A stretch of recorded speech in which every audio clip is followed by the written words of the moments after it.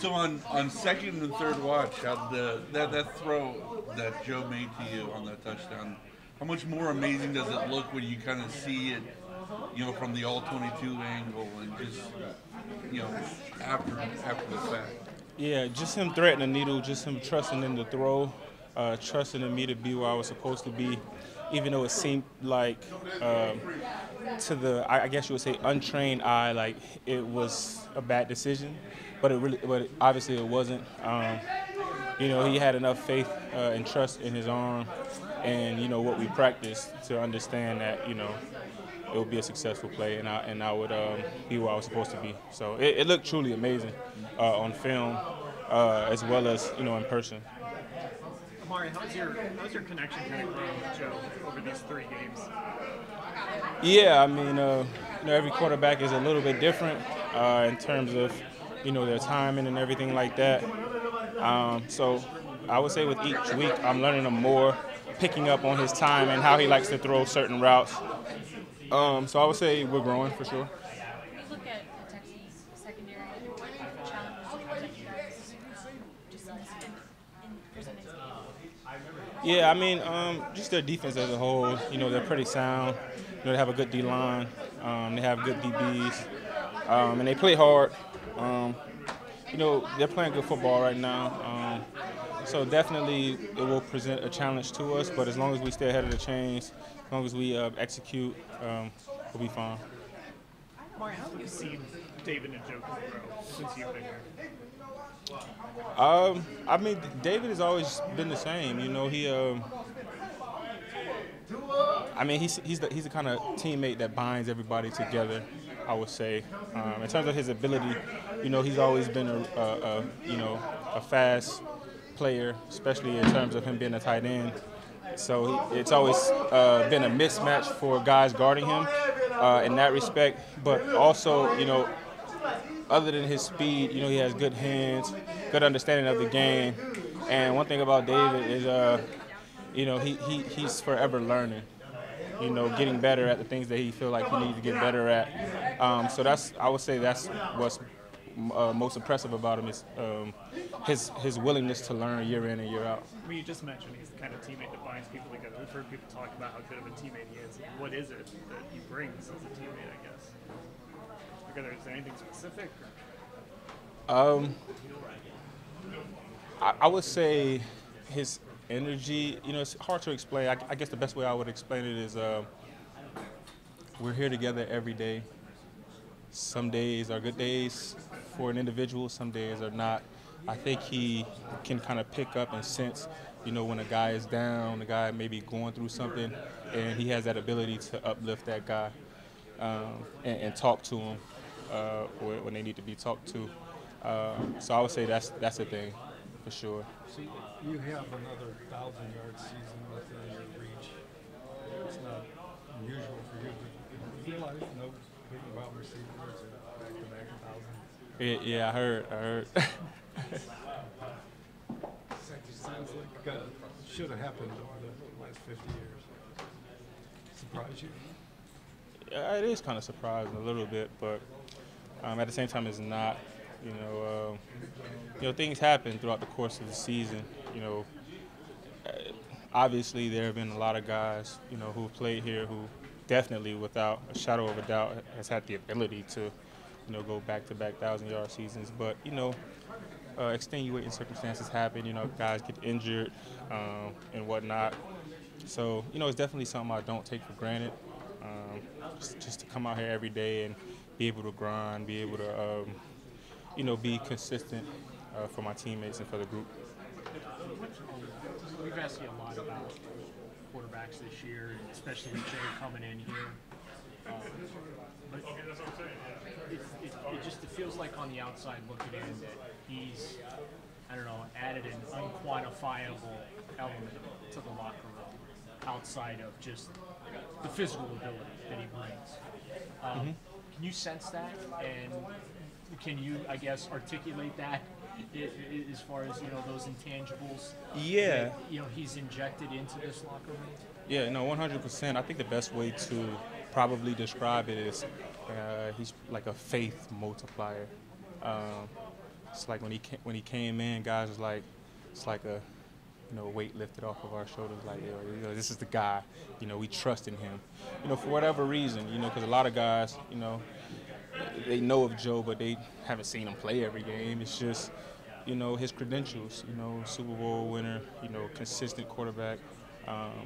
Throws a great ball. Has a great understanding of the game. So yeah, I think that's what draws everybody to him. Amari, chance this weekend to clinch a playoff berth. Given everything this team's been through this year, injury-wise and otherwise, just how much of a relief, how big would it be for you guys to check that box as one of the goals that you want to accomplish this season? Yeah, obviously, making the playoffs, that's pretty much the first goal of every team.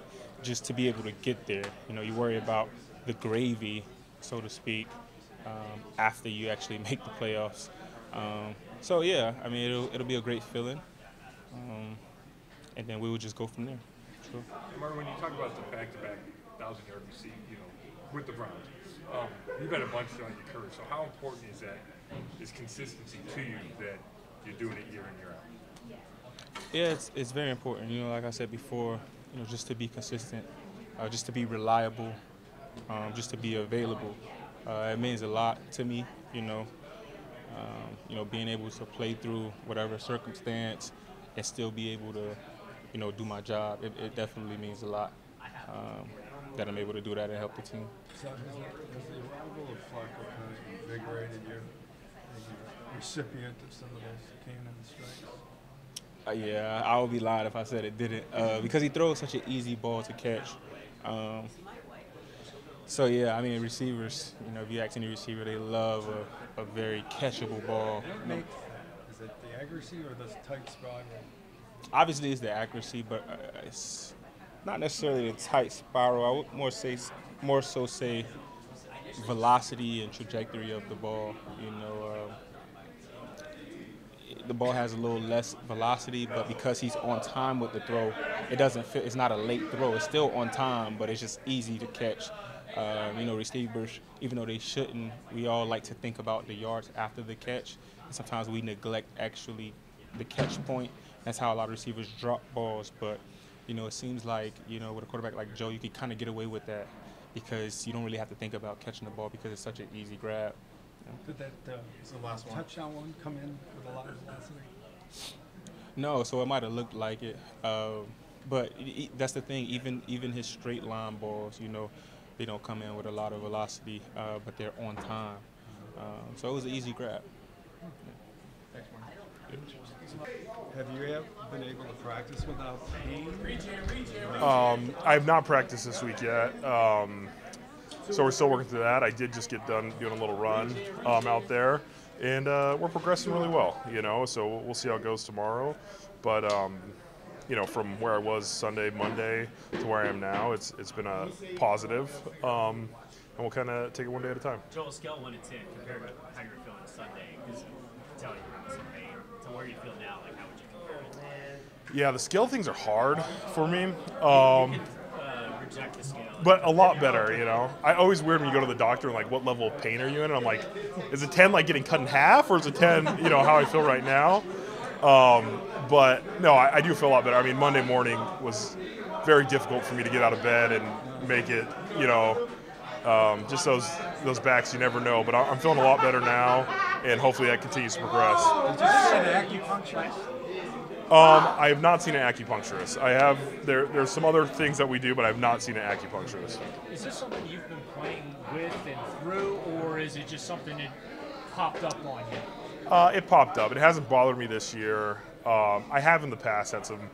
You play football in the NFL for a decade. You have some back issues, But not this year. I haven't dealt with it. It kind of just popped up Sunday, honestly, and so that's one of those ones that you try and play through an ankle or a shoulder or a knee, but when you can't really get in your stance, it's hard to go out there and play. Seems like it's more of like a muscle spasm type of thing than any kind of a structural disc issue. Is that correct? Yeah, we won't get into a bit of the nitty gritty, but but yeah, we're feeling a lot better. And to me personally, I think it's more muscle spasm issues, and hopefully you can correct those as the week goes on. Joel, how do you balance, like, you guys are close to the playoff here, understand, like, what's ahead from an injury standpoint, but also, like, so wanting to be out there for your teammates, but also understand you don't want to do damage that could maybe be worse or prolonged as you try to make a run? Yeah, it is something you think about, but for us, every game's really a playoff game for us. We're trying to win as many as we can. So for me, if I can play, I'm gonna be out there and trying to help the team. But that's something that the training staff and the coaching staff can think about. But for us, I think if you're healthy and you can help the team, and you're not gonna truly damage yourself. I think most guys want to be out there. When you first got up, I thought you were kind of shaking up your knee. I mean, it did seem like was it also involved in this? I don't think so. I think what I was doing was, like, at least for me, when my back locks up, like lifting my legs and moving my legs helps try and loosen it up. So I was trying to get some movement back in there and just trying to feel where I was at. But so from that perspective, there wasn't any like correlation, I don't think. Joel, I remember Thomas telling me that the toughest thing you ever played through, I think you finished the season with some back spasms and he could barely move. I don't know how he did. Like, if you tried to pick his brain about how he was able to get through that? I haven't talked to him yet, but I do remember him telling me about that early in my career. He texted me the other day about my beard, said it was looking good, so maybe I can correlate that into like a question about his back, you know what I mean? So, but no, I do remember him talking about that, and like we said, backs, it's one of those ones that are, you never truly know how it's going to react. I guess for you, because you take so much pride in being out there every snap, at what point did you, like, how hard was it for you to actually just take a knee there and say, hey, I need somebody to cover that? Yeah, when I realized, like, they called the play, and I was like, I'm going to have to pull on this play to the outside, and I was like, I don't even think I can get in my stance right now. And so at that point, I was like, I'm going to hurt the team by being out here, and I mean, I might not even be able to get out of my stance. So that was kind of the moment I was like, all right, I have a lot of faith in Dunn. He does a lot of work for us, and he's going to go out there and compete and be ready to go. We'll see what I can do on the sideline if it's going to loosen up at all. But I knew Dunn. I had told Dunn, because it kind of happened in pregame a little bit. I had told Dunn like to be ready, and he was ready like always to come in battle. Did you were you frozen? Like, did you have to tell Jaron to, hey, let's stop this play? Well, Jaron was kind of the one. He's like, Joel, like, if you can't go, take a knee. And then I was just like, all right, I'm going to do that. But yeah, I mean, if you have back stuff, when it locks up pretty good. So is it hard to believe that Wyatt Teller was the only original starting offensive lineman still standing at the end of that game? Yeah, it's something you don't want to happen. But Wyatt's been strong for us this year. He's been the guy that's been out there for us, and we've had far too many injuries. It's one of those unlucky stats for us. But looking back at the game, when you have one starter left, it's usually not good. But those guys fought. The guys that come in for us and have been starting, James, Jerron, Dunny, Nick Harris, like those guys are ready to battle too, and they've done such a good job. But Wyatt's really, he was the last one out there, so he's kind of last man standing. Joel, I'm sorry, Harris. Looking to the Texans game, what does this defense present you guys that you have to kind of combat? Yeah, they're playing really well. I think their front four is kind of the strength of their team, and they rotate. I guess they're kind of similar to us. Like, they let the front four go. They're athletic. They're powerful guys. They rush the passer well, and it kind of lets their back end, play a little bit more aggressively and stuff. But they do a good job. It's kind of the same cut as like the San Fran defense. 4 down, get up the field. But I think it starts. I think all 4 of their starting guys have at least 5 sacks, a bunch of pressures, and they make things happen. And they're not just pass rushers because they've done a pretty good job against the run as well.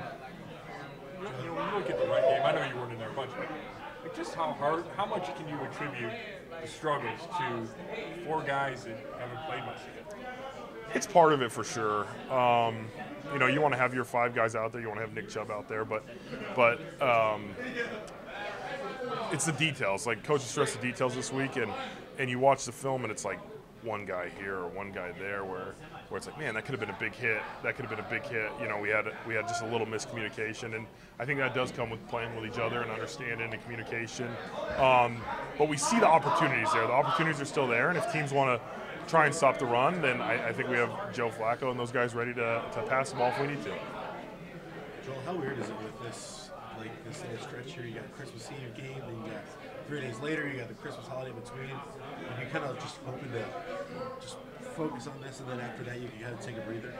Yeah, it's kind of one of the. I mean, Thursday late in the season's tough to turn around anyway, and then it's Christmas week, so it's a little bit different. We're really focused on Houston right now, and then we know we got to come in and work, you know, the Christmas and in the next few days. But it's kind of like that. Whenever this week started, that 10-day stretch, and get through that and see where we're at and kind of refocus from there. So in your years, do you find it easier to be on the road on Christmas than at home? I mean, more of a business trip atmosphere?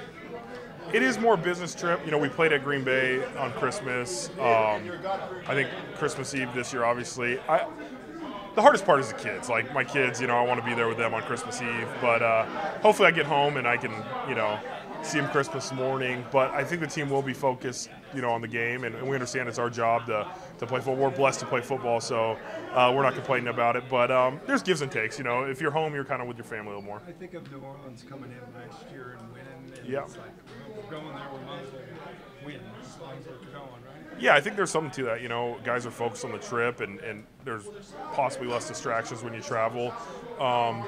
You know, it's part of the game, though. But, yeah, it's something. Hopefully, you know, we can be a team that gets a win this week and head home, you know, on Christmas Eve. Thanks, guys. Denzel, said you would have been a full participant yesterday. I don't know if you practiced fully today, but like, is the shoulder back to being 100%? It's getting there. Yeah, it's getting there. Feeling good, so, yeah, I'm good. Did you feel any limitations in that Chicago game? It was fine. It was all right. Like I said, it's getting better. I'm out there playing with my guys.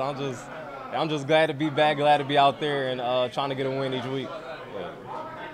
Yesterday you talked about maybe still feeling like you guys, as a cornerback unit, maybe don't get all the credit you deserve. I guess you feel that way too. You guys are maybe still underrated a little bit as a group.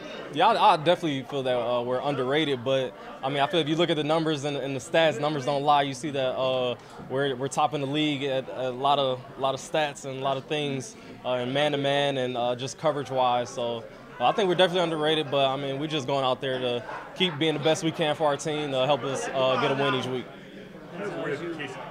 As you watch the tape back of the Hail Mary at the end of the game, I'm sure in real time it was a little more nerve-wracking, but just how did you guys kind of respond and react the second time around, having to kind of realize that? Oh man, that was the longest play ever. So I was just glad that ball, seen D-Bill end up picking that ball off, and we got the win. So it was a long play. Everybody did a good job of executing their assignment. There's little things that we could do better to not even let it get in the hands of the guy, but guys did good and making a play and getting the win. You were here with Case Keenum for a couple of years. It looks like he's going to start for them. So, like, how does it help that you have that familiarity, and just what stands out about him as a quarterback? Yeah, definitely. I'm definitely familiar with Case and how he likes to play, so I think that's a plus in going into the game. And but he's a good quarterback, able to get the ball to his guys and make the throws needed and get an offense moving. Denzel, you guys defensively, just and the numbers back it up, you just seem to play much better at home than on the road. So the fact that you got to finish 2 or 3 on the road, if you do make the playoffs, you're probably going to have to play on the road. Yep. How do you guys turn this around on the road so that you play like you do at home? Yeah, that's a challenge for us this week. We know that. That we definitely have played better at home, but that's a challenge we were willing to take on this week and trying to find a way to get a win on the road. And I think we were able to do that and go out there and execute that. Just got to start fast and finish. Do you have any idea why there's such a disparity there? Like when you're in the meeting rooms in the gym or your position coaches and you're breaking down film and stuff like that, are there things that you're seeing in those games that you can tangibly say, hey, we need to fix this, and this, or is it just more of an attitude and approach? Yeah, I think it could be a number of things, but I think one of the biggest things we got to start fast, and then finish the games. Denzel, back to Keenum. His arm strength compared to C.J. Stroud is obviously different. Think and dunk. So do you guys play tighter with him? Are you going to play tighter on your man? Oh, we're just going CJ? right. Regardless of who's going to be a quarterback, we're going to do what we do, whether that's man, whether that's zone. Yeah, it doesn't matter who's back there at quarterback. We're going to do what we do. Denzel, some of these, grading sites that are out there, I know sometimes it's arbitrary, but you guys are graded out as, I think like the top 5 corners in the game.